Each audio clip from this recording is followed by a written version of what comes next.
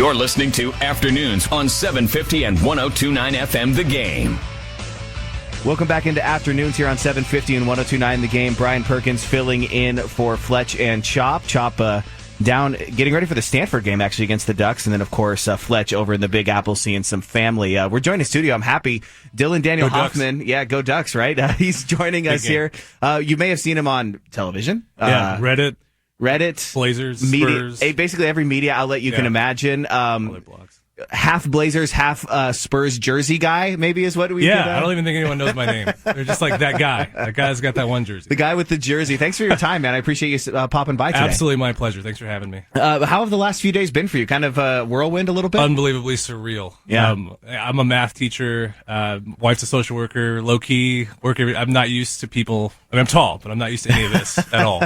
Are you what grades do you teach? I teach high school. So are you cool now among your students? Well, I was hoping I was cool before, but now I think I'll definitely have. It'll be a leg up. Maybe my colleagues will think I'm cooler. Yeah. Are you going to wear the jersey to school? I don't know. See, that's the thing I'm trying to figure out in general. Do I wear it and risk a spill? Do I risk? Do I wear it to all Blazer games now? Do I wear it just when the Spurs come back? Do I keep it in my? Do I get a safe and put it? I don't know the answer to this question. It's a hard question. Yeah, because you had the jersey for a while, right? But you didn't want to wear it and give someone else the idea. No, that was being stuck in my closet. But now that LaMarcus has signed it and it's got like some extra value, I mean, I don't know. I mean, to me, it's like I don't ever want to sell it. But my wife's like, well, how much do you think you can get for it? I don't know. It's a big question. I know you've been asked this a lot, but I'm looking at the jersey right now, and it's incredibly well done. Yeah. It's spliced together like perfectly.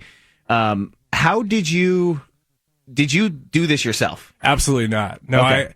I had seen them years ago randomly on Google Images, but only what I considered to be the fantasy tight end gasm, I've been calling it, because it was like a Rob Gronkowski, Jimmy Graham combo. Oh, yeah, okay. With two completely different names, two completely different teams. I thought it looked gross, but I thought that's interesting. Yeah. So when LaMarcus went to the Spurs, that image was in my mind, and I thought, if there was ever a moment to do one of these right, let's do it. But then everyone I talk to, it's like, those don't exist. You can't get them from anywhere. And if you do it, it'll probably cost you $1,000. And so I looked everywhere, and I found one place online that said they'd do it. SIAM Trading Post. So everybody out there wants to do this. SIAM Trading Post. I actually have a review of it I'm going to put up online and tag them in it because they deserve some credit. Yeah, definitely. But they hooked me up. I described in a message basically what I wanted. I wanted their standard Blazers jersey with Aldridge on the back, but I also wanted you to put half of the Spurs on there, number 12, size large.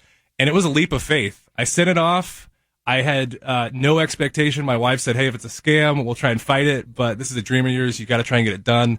And 6 weeks later, I got a notification. I've been getting a little like the tracking emails, but you never know if those are legit. Yeah. And it said it was at the post office, and I went and grabbed the package and said, all right, I'm filming this because if this is a scam, I want this people to know about it. And I opened it up, and you'll see in the video if you see the link, but I was in heaven from the get-go, and I was just like, I have to keep this thing a secret for the next 4 weeks until the game. Yeah, there's no doubt about it. And so, real quick, just looking back at this jersey. So, first of all, you got to the stadium. I got to the stadium hours early. I called my guy, Brian Buck, works for the Blazers. He hooked me up with my Flex Pack this year, and I said, I've never done this before. I've never even tried to get an autograph.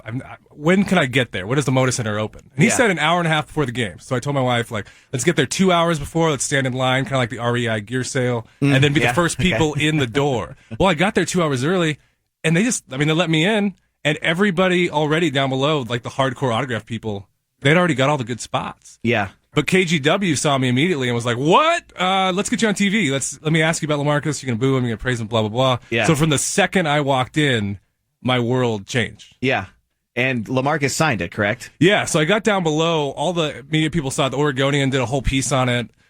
Spurs blog, Blazers blog. And at the moment where the Oregonian guy was talking to me, LaMarcus came over.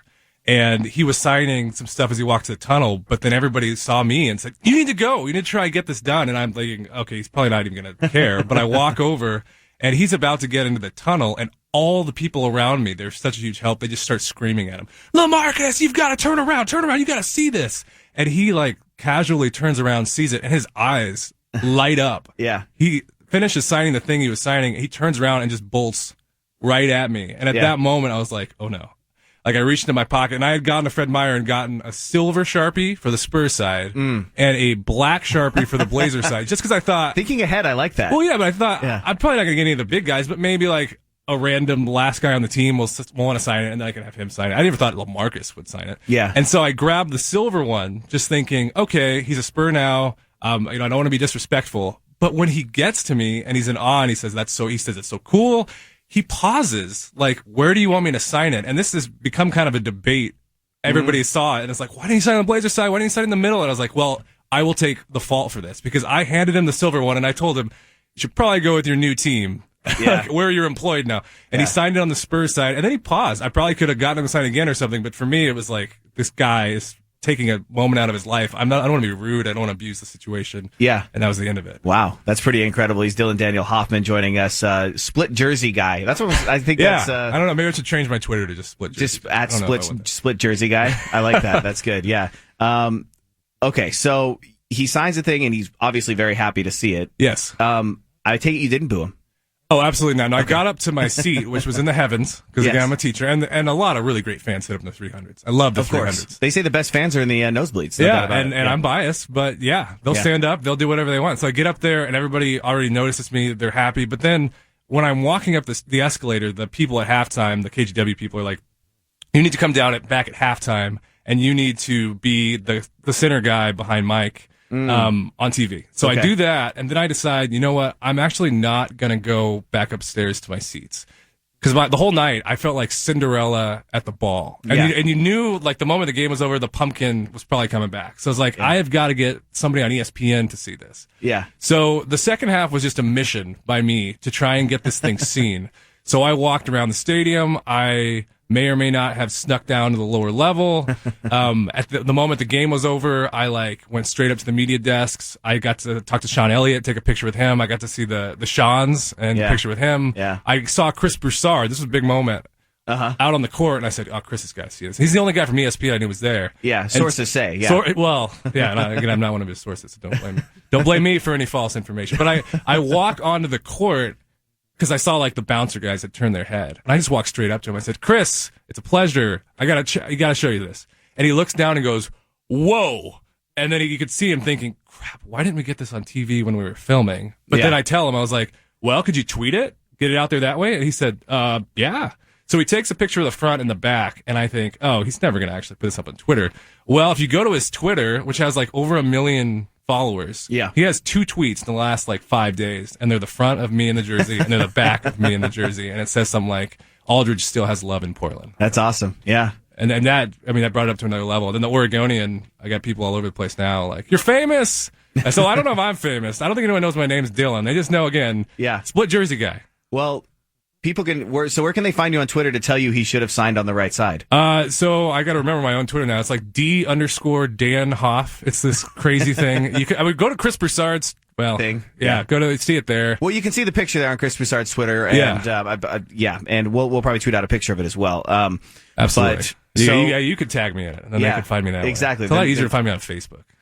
I'm a guy. I'm not really a Twitter guy. No, you're a Facebook guy. I'm a Facebook guy. I thought Twitter is just a subsection of statuses.